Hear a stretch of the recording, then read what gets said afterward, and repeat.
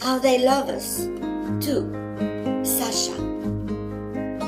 8 months after Josh's birth, we moved up the hill to a pretty house overlooking the bay.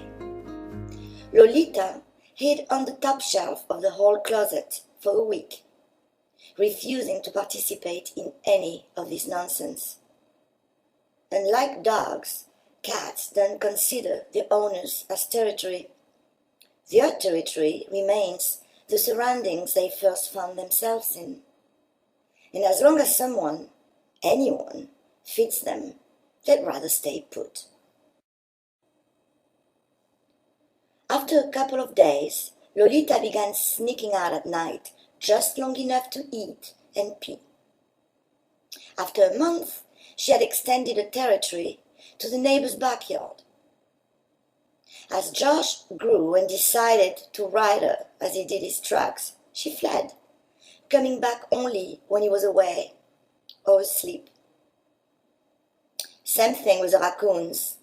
When they came in through the cat door in search of food, she jumped on top of the fridge and stared down at the beasts, annoyed as hell.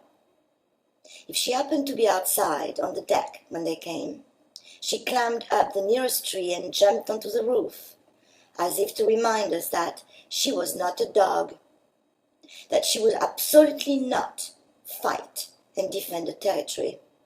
That is, until we brought Sasha home. Josh and I met the black and white stray at the neighborhood playground.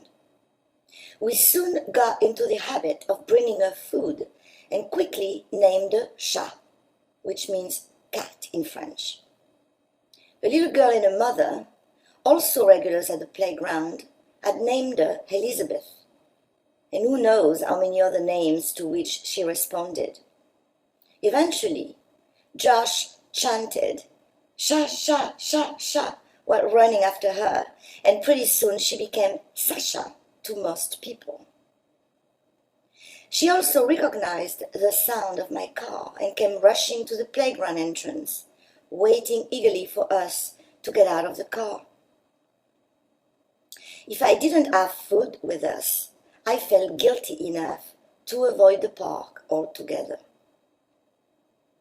At one point that year, I also gave my phone number to a woman living across the street from the park, telling her to call me if anything happened to Sasha. The call came many months later. Sasha, who by then was pregnant, had apparently lightly scratched a little girl's leg as the little girl tried to pet her. The mother had called a pediatrician who had ordered Sasha to be taken to the pound and killed to find out if she had rabies. Quite upset, I called my vet and related the situation. She assured me of the following. There hadn't been an outbreak of rabies in the cat population in Northern California in 75 years. A cat with rabies could not get pregnant. And if, as improbable as it was, the cat had rabies, a light scratch was unlikely to transfer the disease. That would take a bite and saliva. My vet contacted the pound, who acknowledged the unlikelihood of the disease and reluctantly agreed to release Sasha to her care. I remember following the pound's little truck to the vet hospital. You know, the one that prowls the streets with its windowless back to pick up strays. We were escorted by a police car, in case, I supposed, I hijacked the truck and kidnapped Sasha, or something. At the hospital, my vet operated on her.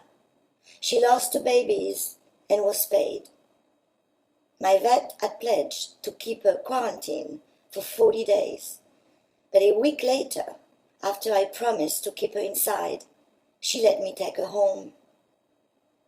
With Lolita on the lookout, I explained, there was no way Sasha would leave the basement where she would be confined. The basement was large and warm, and it had a door to the garden that we kept open for light to come in.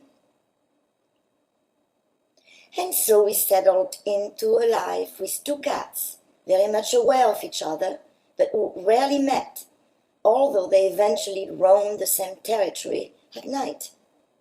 Every day, Josh and I visited Sasha down below, bringing her food and fresh water, just as we had done at the playground. A few years later, Gabriel was born, and David and I decided it was time for us to buy our own house. We moved to Auckland 2 days after Christmas, 1991. Again, Lolita hid in a closet for a few days, before deciding to go and conquer a new world.